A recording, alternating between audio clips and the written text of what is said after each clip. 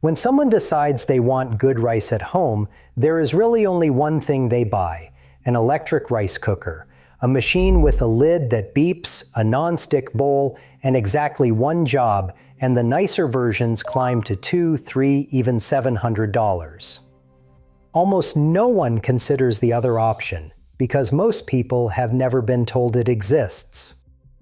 A plain clay pot, about $50, no cord, that cooked rice in Japan for centuries before the machine was invented, and cooked the soup and the hot pot and the steamed fish besides. In my grandmother's kitchen, it was simply the pot. The honest question is whether it can really take the machine's place. Mostly yes, and there is one move that decides it. So let me lay the fight out fairly, because being honest about it is the whole point here. On one side, the electric rice cooker sitting on the counter. It is a genuinely good machine, and I am not going to pretend otherwise. You measure the rice, you pour in the water, you press the button, and you walk away. It beeps when the rice is done and then holds it warm for hours. For a lot of kitchens, that is exactly what people want, and it is the reason the machine won in the first place. But look at what it actually costs you over the years. A basic cooker runs under $40. The moment you want better rice than that, the price starts climbing. A mid-range model with a little fuzzy logic chip is $150, maybe $200. The induction ones, the models reviewers say make the best rice, run $200, $300, $400, and the flagship at the top of the shelf sits close to $750 for one machine. That does one thing, and it does not last. The non-stick coating inside the bowl wears thin. The rubber gasket around the lid hardens and stops sealing. The electronics quit eventually, usually a couple of years after the warranty does. So you buy another one, a little nicer than the last, still chasing that one perfect pot of rice. That is the quiet arrangement almost nobody stops to question. You keep paying every few years for the same single job. Now the other side, a clay pot.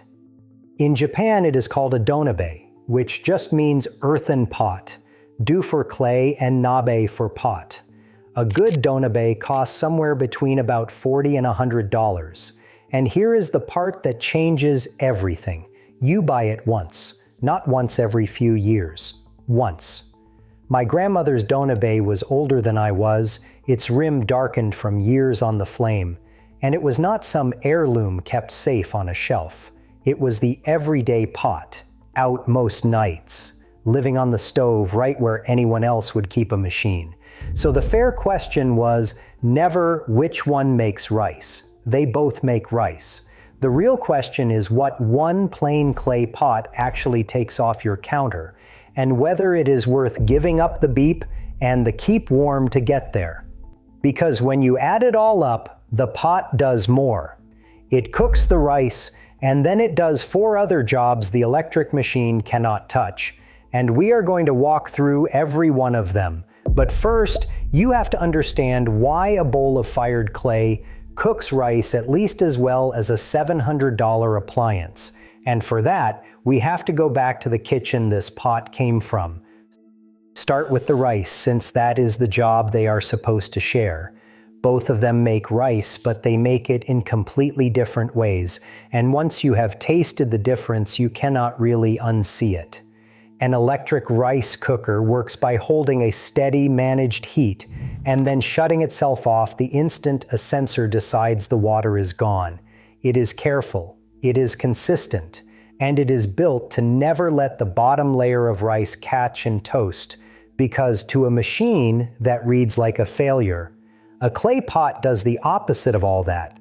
The thick fired walls take the heat in slowly, spread it evenly up the sides and across the base, and then hold on to it. The rice along the bottom gets a little more of that stored heat than the rest, and it turns golden and just barely crisp.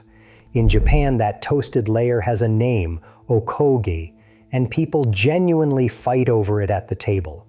The machine spends its entire life preventing the one thing the pot is loved for, To understand why the pot does that so naturally, you have to picture the kitchen it comes from. Before there was any machine for this, rice in Japan was cooked over a kamado, a low clay stove built close to the ground and fed with wood or charcoal. The heavy pot settled down into the opening, the fire climbed around its sides, and cooking rice meant reading that fire by hand. You listened for the boil, you watched the steam change, you pulled the heat back at the right moment and let the pot coast on its own warmth. Every household did this 2 or 3 times a day because rice was the meal. It was not romantic, it was work.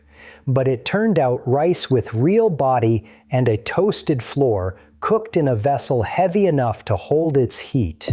And that is the standard every machine since has quietly been measured against. In my grandmother's house, the electric cooker had already arrived by the time I was small, but the clay pot never left the stove. She used it the way you use your own hands, without thinking about it. Rinse the rice until the water runs clear, let it sit and drink for a while, set the pot on the flame, and then that stretch of unhurried waiting she never once rushed. I had no idea I was watching anything worth keeping. It was simply how rice happened. Now here is the part worth slowing down for. That daily chore of standing over the pot is the exact thing the rice cooker was invented to kill. In 1955, a Toshiba salesman named Shogo Yamada went around asking Japanese housewives which household job they dreaded most. The answer was not the laundry. It was cooking rice 3 times a day, chained to the heat so it would not scorch. An engineer named Yoshitada Minami took on the problem, and it was really his wife, Fumiko Minami, who solved it, spending 5 years testing pots of rice until she found the rule. Hold a steady boil for about 20 minutes, and let a switch cut the power the moment the water had cooked away and the temperature climbed past the boiling point, right around 212 degrees. Toshiba sold that machine hard, and by 1960 it sat in roughly half the homes in the country. Its whole promise was one sentence: you never have to stand at the pot again. So the machine won on convenience, and it honestly earned that win. But look closely at what it did not do. It did not make better rice than the pot. It made easier rice than the pot. And the pot it pushed aside was never folklore, which is the thing I want to be careful about here. There is a workshop in the Iga region of central Japan, a family kiln called Nagatani-en, that has been making these clay pots since 1832, back in the late Edo period. The wider pottery tradition they come out of, Igayaki, runs back something like 1,200 years. This is a real, dated, documented craft with a name and an address, not a tale somebody invented to move merchandise. And the clay those pots are made from is where the whole story stops being ordinary, because the reason a bowl of fired earth cooks rice like this is buried in the ground it came from, millions of years deep. So let us go down into that ground. The clay the best of these pots is made from comes out of the Iga region, and that ground used to be the bottom of a lake, not a recent lake. About 4 million years ago, the ancient body of water that eventually became Lake Biwa sat over this whole area, and the bed it left behind is what potters still dig their clay from today.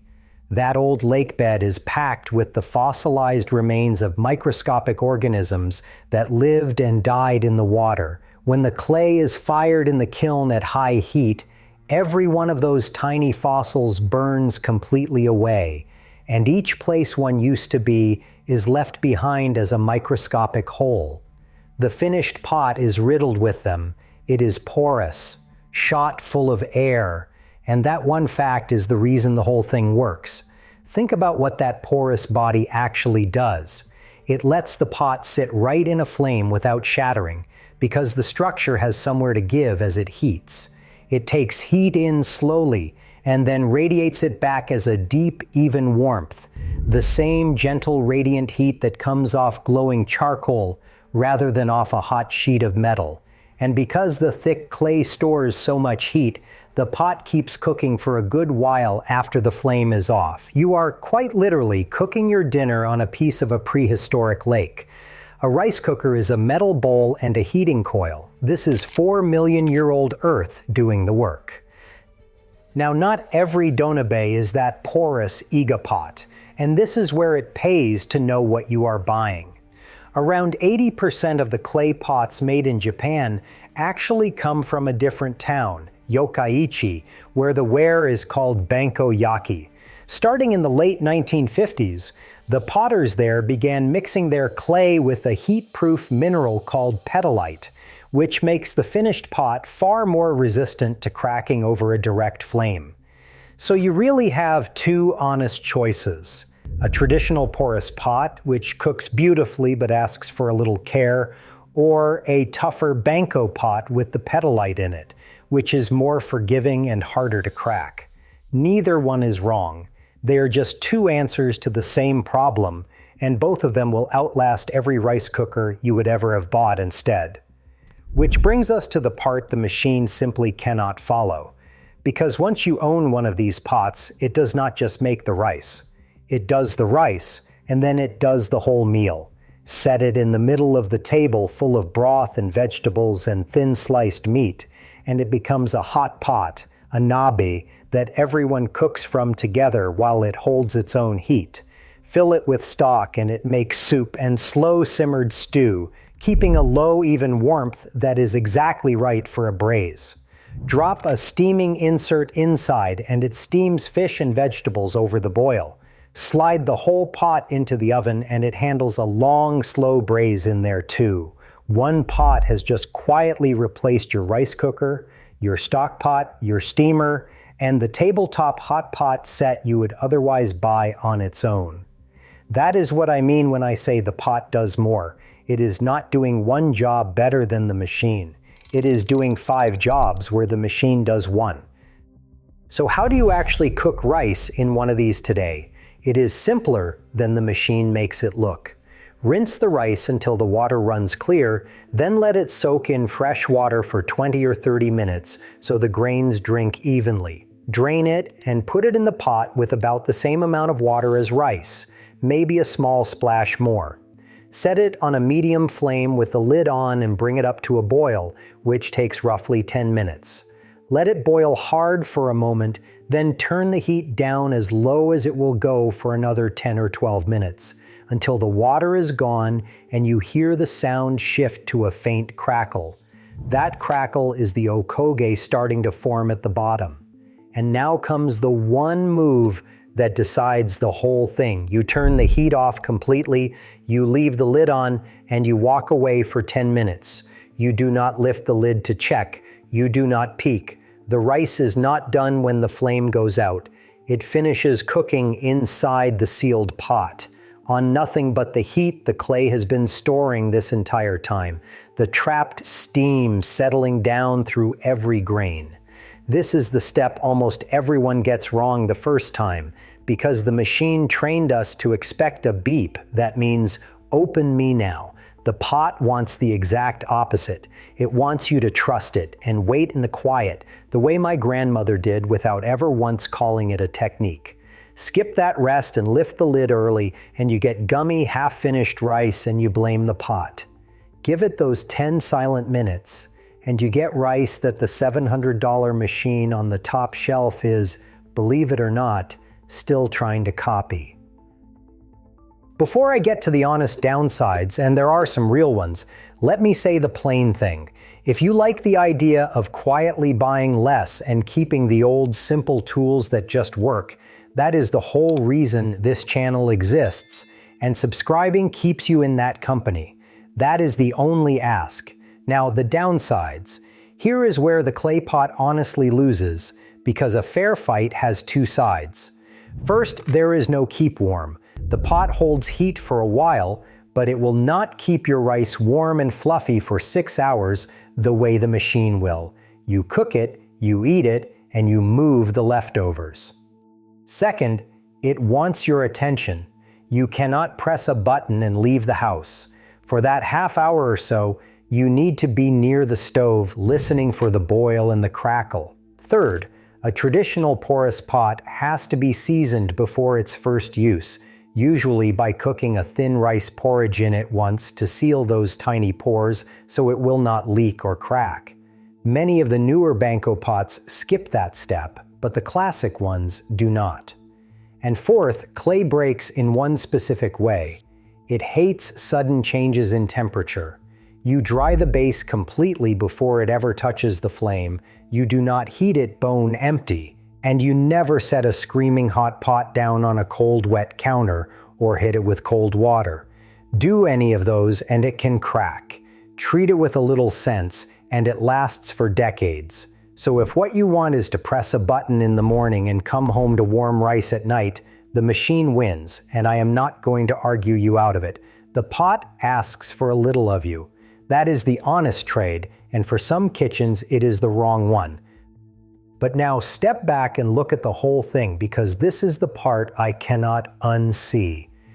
The rice cooker's one true invention was removing you from the pot. Everything expensive that has happened since is the industry trying to put back what the pot did for free.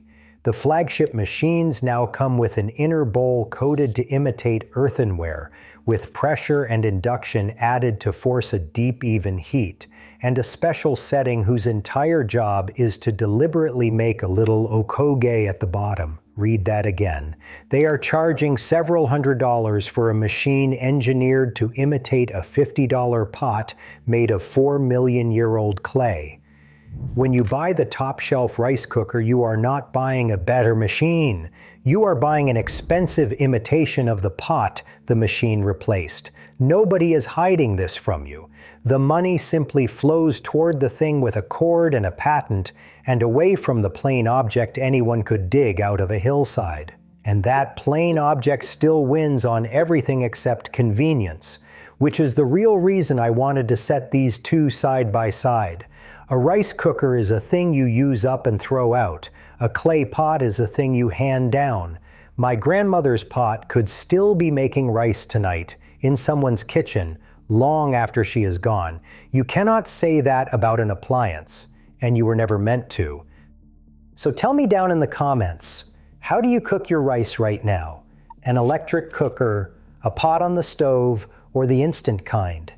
And did anyone in your family ever cook rice or a stew in a clay pot? I read these, and those small kitchen memories are half the reason I make these.